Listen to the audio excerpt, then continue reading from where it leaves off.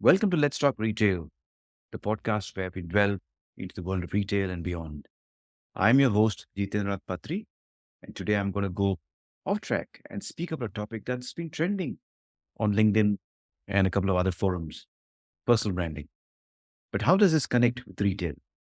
Maybe not directly, but is it important for a retail CXO to focus on personal branding?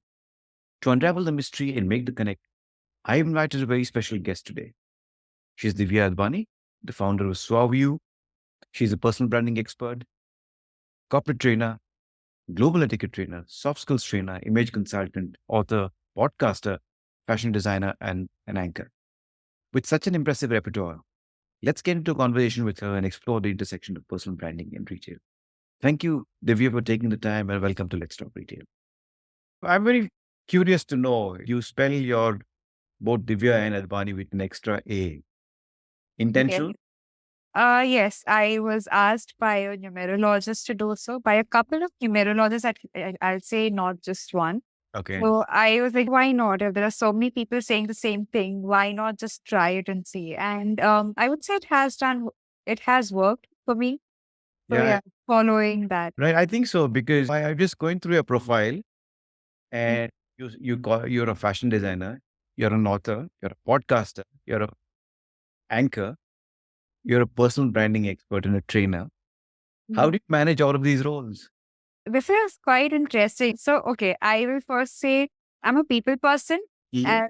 Doing all of this comes to me naturally, not trying to boast about myself, but this is something that I started back in 2014. So I started with my fashion brand first. I've done my postgrad in fashion designing and image consulting. And I wanted to follow a path which got me happiness, which I was passionate about. And that's how this came into existence. I have done my graduation in accounting and finance. And then I've also worked in the software industry because my father is a software engineer himself and he has his own software business. All right. So I started initially with that, but then I wanted to pursue my own things. I have seen my dad being an entrepreneur, and that entrepreneurial thing was always in me. I wanted to be an entrepreneur myself, but wanted to start something of my own. So I did that, and I was providing my designing clients as an add on service with respect to my personal branding expertise. So that was one thing that I was giving them as an add on service. But over a period of time, especially when COVID happened, I saw that there was not much happening on my designing front, on my fashion designing front. I have my own fashion brand, and during COVID, this was hit real bad, like any other industry because people were not going anywhere, nothing happening. And any person, any client I spoke to, they would be like, "Divya, we are not going anywhere. What do we do buying new clothes?" So I understood where they were coming from, and I was sailing in the same boat, to be very honest. I couldn't blame anybody, but the situation was such that I couldn't do much about it. And that is when I decided to take up my personal branding, coaching, and training onto a professional front and start charging for it. And that is how I did that. And so my fashion brand is something that I started working for both of these back in 2014. I launched my fashion brand in 2016 and launched my personal branding brand in 2022. Okay. So it has been going on since then. And because I have my postgrad in my fashion designing and image consulting, so they both go hand in hand, fashion designing and image consulting. Because when you design something for people, you have to consider the body structure, what will suit them, what fabrics go well, what colors go well based on their skin tone, what cuts would look good on such people. Mhm. So there are a lot many factors that are involved. And like I told you, I've been a people person for like ever since I was a kid, I would say. I've always liked communicating with newer people, understanding different perspectives, different viewpoints. So that comes to me naturally. And that was one thing that was how rather I got into soft skills as well. I did a couple of courses and then back in the COVID period when everything was under lockdown, I saw that instead of wasting time, why not utilize it in getting into courses and understanding more about different things. So I started registering for some few more courses. I love reading in general. So I started reading a lot more than I usually do, I would say. So that is how this whole thing came. And when I started, when I monetized this, I started using these things on people, but they all. So I have covered about 14 plus countries so far with respect to my both my brands, I would say, because they were both going hand in hand. Wow. So based on these things, it started coming to me naturally. Then the cultural differences was something. So I specialize in with respect to my personal branding. I specialize in cultural differences and communication diversification. So that was one thing, having clients from across the globe. Plus, I love traveling, so I've traveled to quite a few places. That also gave me a different knowledge about everything being so different from each other, and how to blend these things together is what I came up with. And anchoring it came up very recently, I would say, because like I said, I like communicating, and because of coaching and training and consultant people for that matter, the flow of anchoring usually, so anchoring requires your public speaking skill. And because of being in this coaching industry, it has come to me by God's grace. I have been blessed by that. So that is something I thought, why not add that up too? So it's been a good time. I would say I there are times when I have to juggle between the three, but I think it's also something that brings me happiness, and it is something that I know I can do it. So I usually try to pick something that I know I can give my full attention to rather than doing things halfway through. Right. Interesting. I think what makes you happy should you should invest in that a lot more. But what really got you started off on Uh, this? I will tell you based on my designing why I started that. As a growing kid, I got typhoid, and the medicines that I was taking made me put on a lot of weight.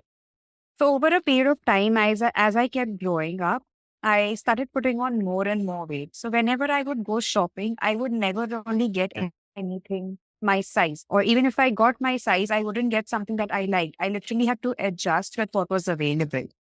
And my sister, on the other hand, was really thin. And as growing kids, when there are two girls together, there is a lot more competition. There's a lot more agitation happening. She's getting everything. I'm not getting everything. So that is how that thought first crept into my head. That when I grow older, I will design clothes for myself, for people like me as well. Because I know I've seen the struggles that I've gone through. I didn't want to go through, I didn't know how I would be in the future with respect to my weight and all. So I thought that whatever happens, I want to be able to design for myself and for the people out there who are like me, and they really wish to wear something that they really love, but they cannot get that ready made in the markets. So that is how this whole thing came up, and I started with this. And like I also, while I was doing this, I used to communicate with a lot of people because I wanted to take the different thought processes of people. So I started talking to people who were of all sizes, I would say.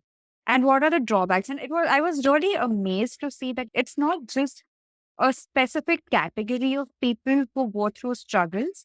Every category has some or the other struggle. So like a Mm. really thin girl or a guy would have struggles with something which we may not see. Then Right. somebody who's extremely obese, they would have some set of differences of their own.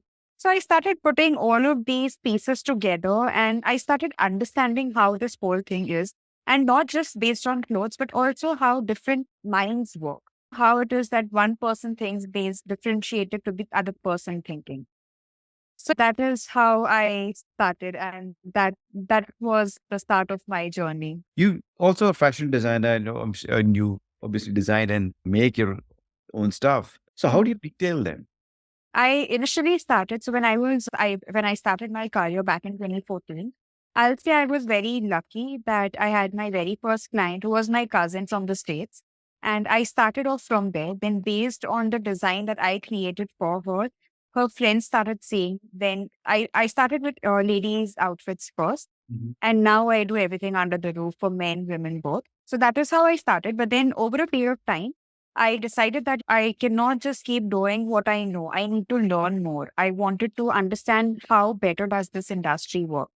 So I started working with well-known Indian designers. I worked with them and I got a good exposure with respect to the exhibition, with respect to the different stores that the outfits would go to, multi-designer stores. So that's how it started. And then I started myself when I launched my own brand. I myself started participating in these exhibitions. These exhibitions got me clients not only locally, but that is how I went international. Okay. When I started participating in exhibitions, I started with smaller exhibitions, but over a period of time, when I understood how exhibitions work, because people see what kind of stalls they want, what kind of crowd do we need in that exhibition, all of these factors play a major role in getting your outfit sold. So that is how I started with smaller exhibitions first, gradually moving my way up to high end premium exhibitions. And that was my start. I started my retail journey from there. I never wanted to get into wholesale because even I saw the wholesale world as well, how that operates and how it is so different from the Right. retail outlets and stuff. And I thought that I am capable enough of going to retail stuff more than the wholesale part. Makes sense. Now I get the connect to when you said designing clothes and being in the fashion space also gives you, I think, a lot more understanding of adding to the personal brand. That's true. Yes, it does. And as someone who spent so much time in the personal branding space, you must have encountered different approaches to building an individual's brand. Yes. So, how do you see these really panning out? How do these principles actually translate? So one very important and the most crucial thing, which I feel that many people who are into retail try to leave that out. They start concentrating more about expanding their business. Mm. But the most important thing that they forget is that they are the ones facing the customers. When you face your customers, you are creating a brand value for yourself. And if you cannot do that to your customers, how you make your customers feel, the customer experiences that you get is all coming through you, not through your brand first. Right. You are the face of your brand. If people like you, they will buy your products. It goes without saying. And over a period of time, I learned this through my journey. Also, when I was coaching different people, coaching different individuals for that matter, I saw that they focused more upon how should I be investing in marketing for expanding my retail brand? How should I be doing that? How should I be doing that? Multiple factors. But the last thing that they always thought of was about themselves, which I think is very wrong because when somebody starts working on personal branding, automatically all of these things start coming into place. Till the time you do not have a brand value of your own, that is the reason we put it as personal branding. And personal branding not only comes through how you look or how you dress. There are so many things involved. How you make the other person feel, your body language, then your awareness that you create through you as a person is what matters. Interesting point you raised when about the retail CXOs not putting themselves first. Because I think somewhere in the back in their minds, hey, what I'm here, I'm sitting in the office, the customer is coming either hitting the website or walking to the stores. So there's no direct connect. Obviously, yes, when I walk into the store, as in when I walk in and do a market visit, I may meet a few customers. But is it important for these retail CXs to start building their own brand, apart from promoting the retail brand or the label? Is it also important to promote their own brand? It's very important. So there's a saying that goes, people don't like to be sold to, they like to buy things. And they will buy from you only when they get that connection that they want from you. So it's like as simple as let's take an example of Mr. Ratan Tata. We know Ratan sir for his brand Tata. But before Tata brand was formed, today we know Tata brand only because of how Ratan sir is, how he does different things, how he causes a difference in so many lives. So he has created his own personal brand value. And every retailer out there, I would say, needs to do this because if you want to sustain in the market, it's very important that you have your personal brand created. If you lack on doing that, you are pulling yourself from success. It is important that you give yourself that one to get a top notch higher from the other people in the market. There are so many retailers out there. Now, say for example, there are people sitting in one line. There are many retailers sitting in one line. There's a shop here together with different outlets. Now, one outlet might be known for their brand because they are like a very well known brand, whereas the other person by that specific retail brand might just be starting. Hmm. So now, ultimately, when a consumer walks in, he has this in their mind that, okay, that is a good brand. I am going to go in there. I don't care what this new brand is all about. But the moment you start working on yourself, there might be people who be like, okay, let's just try this brand. It's new. Let's just go see what's here. The moment they enter that, and then your brand value comes in place. When you start showcasing yourself a certain way, you start putting yourself in a way that people know you for. That's where your personal brand is helping you to get more business. That time that is a time, I would say, rather they might not think of going to a well-known brand that they've been shopping for forever. They would rather come to you and because of how you made them feel, because of how you created your personal brand value in their eyes. Interesting. The point that you made actually gives rise to two questions. One is the fact that Mhm. today's retail landscape is extremely competitive. There's so much happening, and They- customers have so much of choice. So, in a situation like that, the importance of these professional retail CXOs to actually cultivate a strong personal brand is so very necessary. Yes. While this is true on one side, the other side you have these entrepreneurs who've started brands. I don't want to name them, but they're either direct to commerce brands or they are new age retail brands. And suddenly you see a lot of action around it happening. There's a lot of buzz. They're up there. They're on LinkedIn. You're talking about what they're doing, how they're doing it. The brand itself is getting a lot of visibility. Why this dichotomy? Can you kind of unravel this little mystery of why this dichotomy? You have the traditional brick and mortar retail CXOs who seem to be a lot more subdued, while the newer direct to commerce entrepreneurs are out there pushing their own image. So I would look at it as two different things. Mhm. One, it could play positively because when some new brand comes out, they try to reach out to every single platform possible, which is not a bad thing. It's good that they do that. But there is a certain way that you should be doing that. And the second thing is that you could go negative because of pushing yourself too hard. So maintaining a balance between the two is very important. Like you said, the age-old CXOs, how they work, the style of working, their thought processes are a lot different than what the buzzing entrepreneurs are coming up with.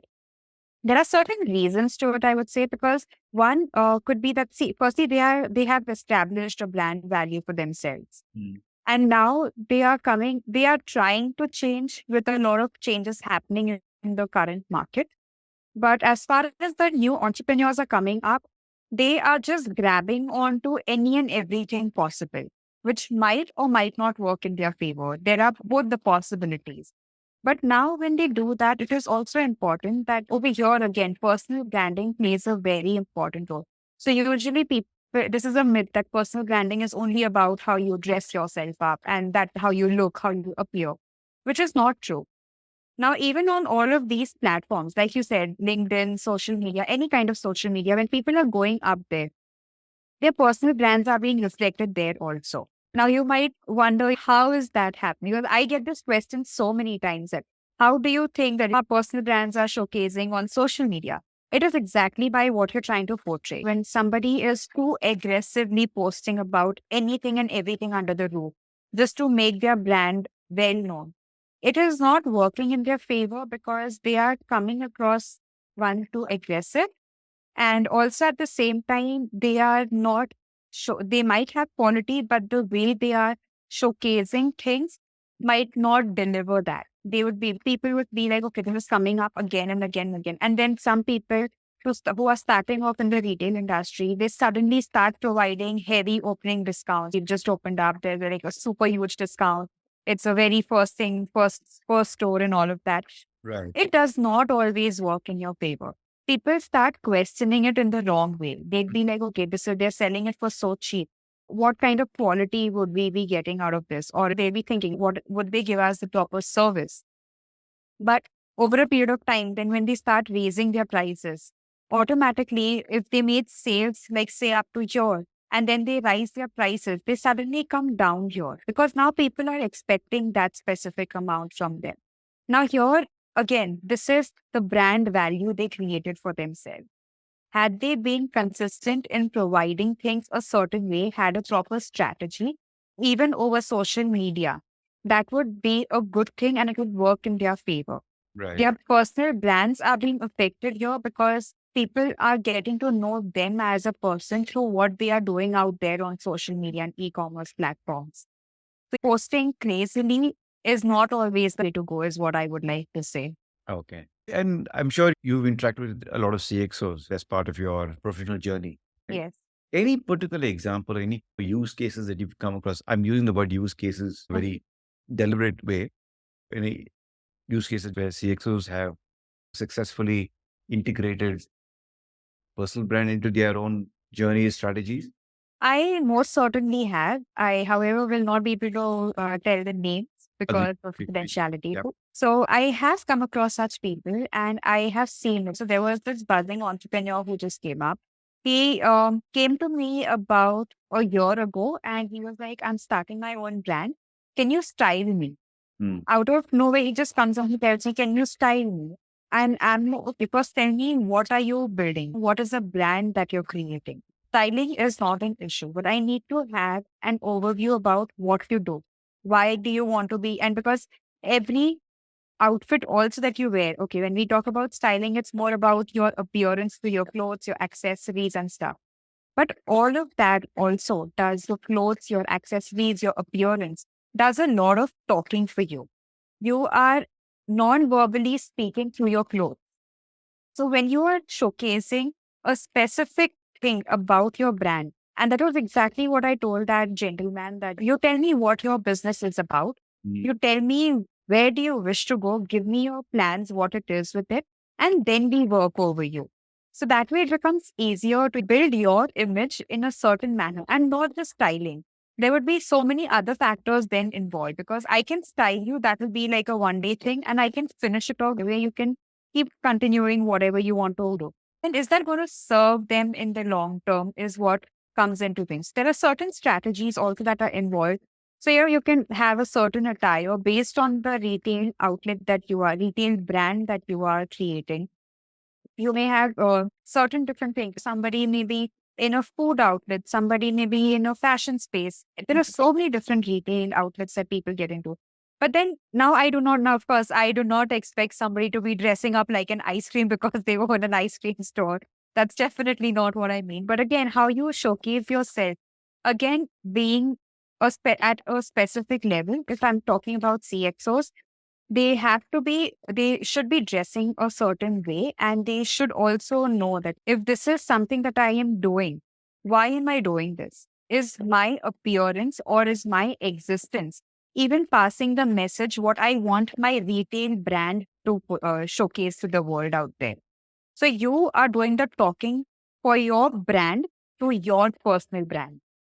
So there are two different things, your personal brand and your actual brand, the retail outlet that you run. So how you merge the two together is how you function and grow your brand ahead. I hear you. And as you're saying it, I realize that everything comes down to purpose. Yes. Why is purpose? And not only that, in a previous podcast, a few CXOs also mentioned that purpose drives them. Sanjeev Rao of Being Human, was the first podcast I did. He spoke about how purpose drives their business. Why is purpose so important? Why is it Oh, so critical? so I would like to give you my own example here. Yeah, absolutely. This is not related to personal branding. I will talk only about purpose now. There was a friend of mine who was a coach again, and she's a purpose driven coach. She helps people find their purpose of life, why they're doing certain things the way they are. So one day when we were having a conversation, she comes up and we were talking about one specific thing. And she suddenly asked me, Vidya, why do you want to do this? I was like, because it brings me happiness. She's like, why does it bring you happiness? Everything I said, she added a why after that. Mm. That made me think a lot. That was when I started thinking, why am I even doing this? What is the reason for me to do it? But then eventually, over a period of time, when I figured out my why, it became easier for me to streamline my other plan of action. It then became easier for me to put myself out the way I was thinking of myself in my head. Because only what I am thinking within myself is not going to solve my purpose of the outside world to know me for. Mm. And that is where now I will link my personal branding and how every CXO or any retail person must do this. Figure out your purpose, why you are doing things a certain way, or what is your purpose of doing that thing in the first place. Right. And then start relating it to your own personal life. And how you can combine the two, how you can merge the two is what is going to get you success. Any misconceptions about personal branding that one needs to be aware of so that it doesn't become a trap?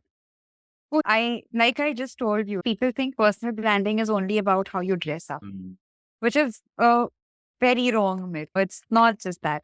It boils down to so many different soft skill aspects. Also, your personality. Yes, there are your etiquette also matters a lot. These things, people, it's okay, doesn't matter. I eat a certain way. No, how does it matter? I need to fill my stomach. There is food. Everybody eats food to enjoy food, to fill their stomachs. But if you start doing things a certain way, you start accepting things a certain way to be in the society, to be looked upon for something, is where your personal brand plays a role. These are all very small, small things that could be done and they're easily doable. But one needs to form a habit to be doing that. If you cannot form a habit, now this would also come down to your tone, your communication, verbal, non-verbal communication, both of it, and also with your body language. When you talk to somebody, your words may be saying something, but your body language might be completely contradictory. So again, this is a part of personal. Now, people who are looking at you, they'll be like, okay, what is this person? They will start thinking, okay, she's saying this, but she's doing this. How is it even coming together? That you're hampering, you're literally putting down your own value. And if you cannot live up to what you think for people to think about you, if you can't create that brand value in your eyes, in the other people's eyes, the others are going to look at you that way. That Right. is how they are going to pursue you. And even going further, they'll be like, okay, it doesn't matter. They next time when they speak to somebody, like they'll be like, okay, forget this person. This person doesn't really make sense. They say something, but they never fulfill it. Their body language says something very different. All of these aspects, these are all misconceptions that people think only by saying the good words, I'm going to excuse myself and get the best of everything. But that's not happening. Right. So I think it's a mix of subtle cues and very visible ones. If I can take the liberty of saying this, I think energies also matter. Absolutely. That is something very important. And that was exactly what I was saying. When you start behaving a certain way, you make it a habit, you start feeling that way. Mm. And that is the kind of energy you then give out to the other person. Some call it vibe, some call it energy. Whatever it is, you're giving that out to the other people, and that is when they start connecting with you. But this will not, if you're not authentic, it will show to the other person. They will know that you're faking it and you're not being who you are. In all of this, I'm also saying one is purpose, the other one is mindset. Yes. How does mindset play a role? If you can just kind of dwell a little more deep into that. Most certainly. So, mindset is something. So, okay, if I set on my goals, I'm like, okay, I want to be at so and so point at this time of my life. Mm. I made a goal, but now have I put my mind to it? Is my mindset working in that direction? If I start procrastinating things, if I start doing things a certain way, which is not going to get me closer to my goal, I am never going to be there. So if your mindset now plays a major important role over here, I would say, by you start doing things a certain way when you think that no matter what, this is what I'm going to do. No matter what, I am going to be how I am. I want to make a difference. Your purpose also then comes into the picture. If you want to do this, why do you want to do this? All of this is not just coming through your energy, through your vibes. Your mindset plays a very important role here. When you start thinking about certain things a certain way, you start executing them in that manner. And that is what takes you closer to where you want to be. But they say, if you're not consistent enough, things are not going to work out. And that consistency is very important for any and every person. And Right. that can only happen with a mindset shift. If you do not think about certain things a certain way, you are going to be where you are. And the person who started after you might reach success way before than you have. So does it also mean that you have to be constantly out there, you know, posting on social media, on different social media channels, however relevant or irrelevant the content is? Does it also mean that this is also acceptable? I like how you put it, how relevant or irrelevant the content is. So, yes, in today's day and age, when everything is on social media out there, it is very important to have a social media presence. Back in the days, it wasn't considered that important, but today people work only through social media. That's the harsh reality. But like you said, posting anything and everything under the roof, that is the wrong. If what you are doing, posting the relevant content is going to help get you the kind of crowd you are looking for. Now, say for example, I'm a personal branding coach. So even if you go on my LinkedIn or you go on my Instagram profile or wherever, any social media platform, I am talking about personal branding. If suddenly I start talking about aviation Hmm. because I have my interest in aviation, is it solving my purpose? Only to be there on social media, I am just posting anything and everything. That's not solving my purpose. So it's very important to streamline what you want to showcase out there and what and why do you want to do it. Like if you're gathering, if you're starting something of your own, it is important to streamline whatever it is and put that kind of content out in the world so that the others outside who have never met you in person also get to know you. That is Right. again where your personal branding is being created by social media and they relate with you and they come to you and they buy your products or services. And I'm sure you would have specific, while I don't want you to name anybody, but you would have specifically trained somebody from the retail industry. Right? What kind of success have you seen? Has it really helped the business, not just the person, but also has it kind of impacted the business in a way? I would like to give you a very nice example here because this was something that happened with me back in 2022. There was this lady, I will again not name her and the brand. She runs her own designing studio. She puts outfits on rent. I started working with her and training her over certain aspects. When she started after COVID, she was there. My business is not doing that great because rental outfits, firstly, people were skeptical about buying because of the COVID. Of course, that was one reason.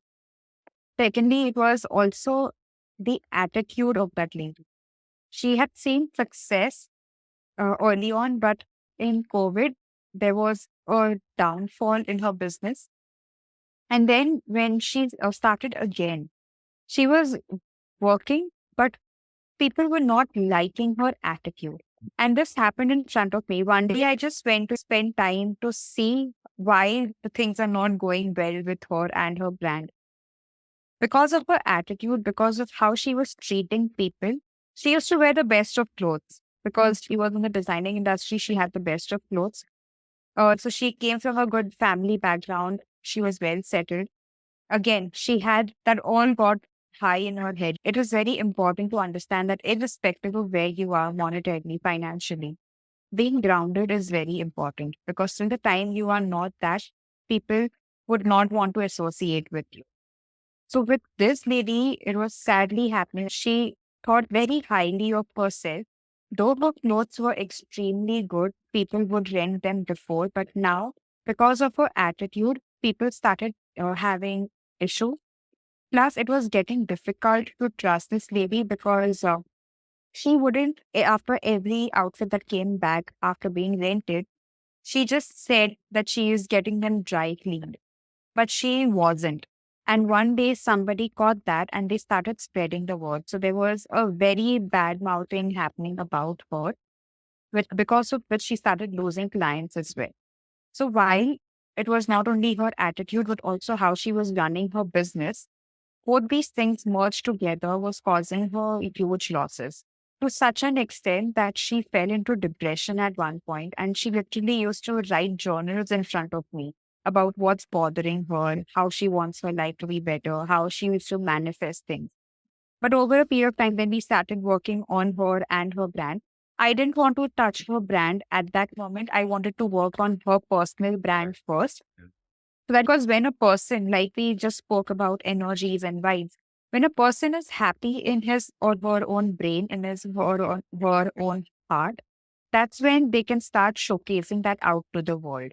So we started working on her. I gave her certain things. I was giving her activities to do. I was giving her certain things that she needs to finish on time and get back to me, just like a school teacher, I felt at that point of time. But I think that was important for her back then. I saw the difference that was coming in her and the way that she kept on making constant efforts, consistently doing things, and also wanting to make that difference for herself. Ultimately, we saw that behavioral change of hers showcasing in her outfits as well. Once she was happy, her connection that she made started coming out in a much different manner. The kind of colors she then started picking up, the kind of designs she started doing, only because she had a good, nice mindset shift. She was happy now.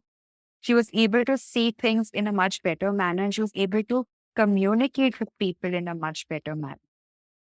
No people were now running away from her or calling her rude or etc. etc.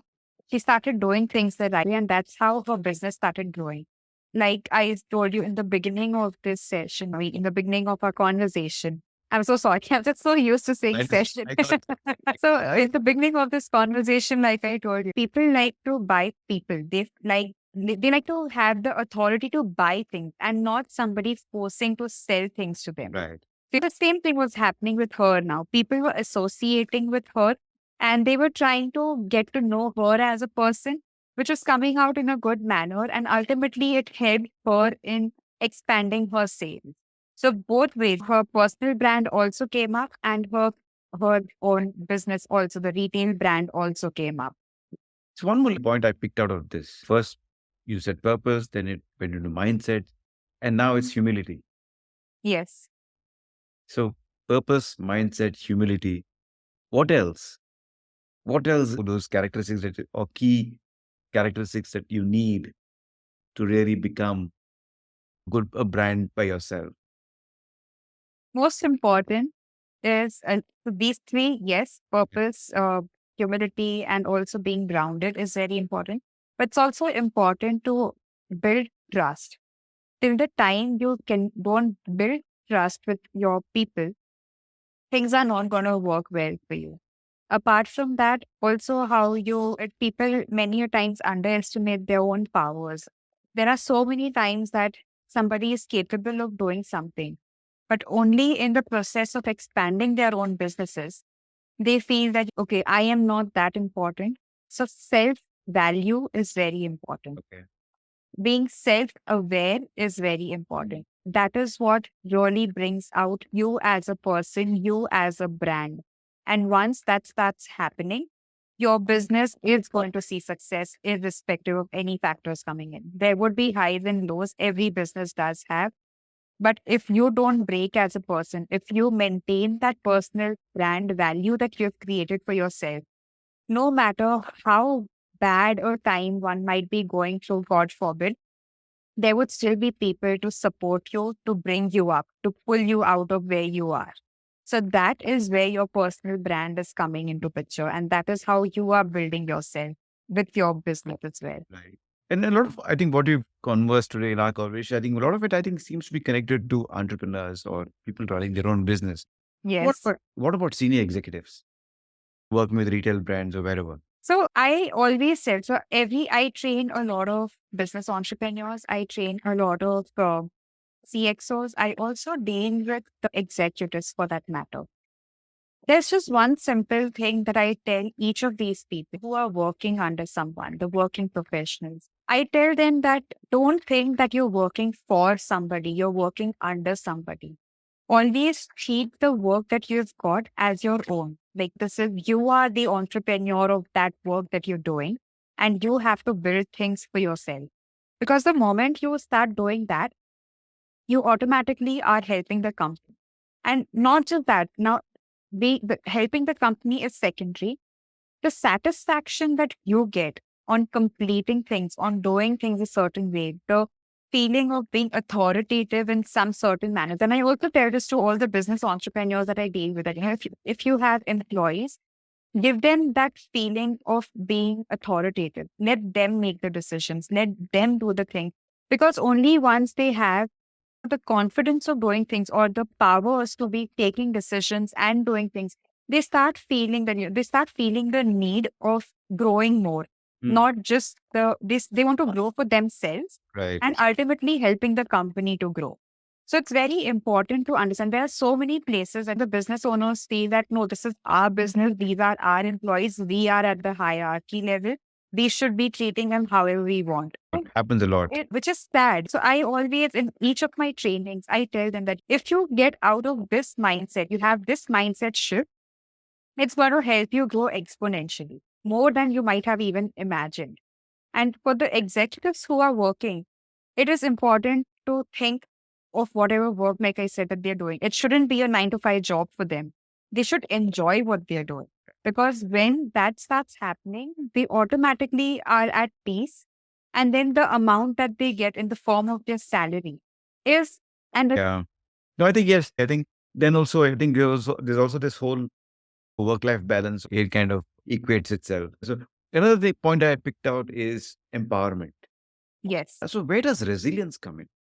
I think in any and everything you do, it does. Because till the time a person is not resilient, things do not work the way that one might want them to work. Because if you set your mind onto doing something, you have to get that, you have to do this. But if you're being pressured about, okay, now there are two scenarios when I talk about, "Wait, I want to do this, I have to do this," versus somebody telling me, I don't care. By the end of the day, I want this. You have to make it happen. So you see, both the want and have is the same, but the two different scenarios are making a whole lot of difference. So that is when I feel that resilience needs to come in the picture at every stage and everything that you do. Because till that time, you do not do that for yourself, I would say, the everything around you is going to get affected. It's as simple as that. Everything boils down to you at the end of the day. Mhm. So I think there's this saying it starts with you and ends with you. I know who said it, keeps kind of cropping up in a lot of management books. Yes, it does. So last question. What are key takeaways or actionable tips that you can leave the listeners of this podcast with regarding personal branding and maybe specific connected to the retail industry? So, one is that be comfortable in your own shoes. Everybody was not meant to be Cinderella. That shoe fit only Cinderella. So I think when you are comfortable in your own shoes, when you are your unique self, do not mix it with what others want you to be. So it's very important that. So I will give you one small example out here. So I have traveled to the States, like I was just telling you. I just got back from the States. I have traveled to European countries. I have traveled to the Asian countries. There was one thing that I saw in, like, there's so many different things. You were talking about maintaining work life balance. One thing that I really loved about the Europeans was that they maintain work life balance to another level and yet have the quality of life. That is when, if it's 9 to 5, it's 9 to 5. Beyond that, it's your family time. You have to have that peace of mind. Versus when you go to the States, 9 to 5 is never a 9 to 5. People are slogging all day round. And the same thing is happening here in India these days. All the corporates expect you to work a certain way. Ultimately, what is happening? It's burning an individual down. So it's important to understand that when you are comfortable where you are, what you're doing, that's when you are going to feel happy about yourself. And this is one most important key takeaway that I would say is that learn to be authentic. The moment you start getting authentic, immediately people are going to start getting associated with you. The more fake you are, the more you're pushing people away. And it is not working in your favor any which ways. So I think that is very important that people these days should understand. in this fake world today, because everything, people are filtering themselves out so much with respect to their pictures, with respect to their status, with respect to whatever they're doing. The authentic self is getting lost, Mm. which is where the people at the end of the day, they are masking themselves up to be something. But at the end of the day, are they happy about it? No. They themselves feel, okay, it has been such a horrible day. I was laughing at this point of time, but I know what was going on within me. So I think that's very important. Being true to yourself, true to the outside world, and letting people know what your boundaries are and why you should be known. And you'll be appreciated for what you are. Now, of course, I do not mean that you pick up bad habits and say, oh, this is me. You have to accept me the way I am. That is not building your personal brand. That is literally taking things away from yourself Right. and hampering your personal brand. I think this is what I would say, being authentic and loving who you are and making others look at you the way you want them to look at you and want yourself to be known as. So I think in a nutshell, it's like be yourself. Yes, Yeah. most important. With a kind of purpose that you have, grounded, so humble and humility plays a huge role. Mindsets that Absolutely. you have that inner strength, so resilience, and and being yourself. I think some of the key characteristics that I think hopefully if one works on these will help them Indeed. building not a successful personal brand, at least you become a great individual at the end of the day. And not just a successful brand, it's at least a start point to creating a successful brand, I would say. Because people who are just starting off, for them, it takes a while to create a habit. And when this becomes a habit, you automatically start walking towards success. It kind of also, I think, brings to Jeff Bezos' quote on personal branding. Mhm. I think he says it very beautifully. He says, your personal brand is what people say about you after you leave the room.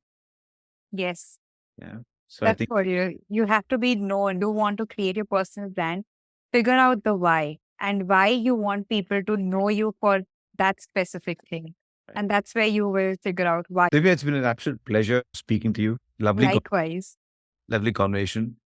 And thank you so much for taking the time and kind of giving us your insights on personal branding and how it actually can help retail CXO specifically.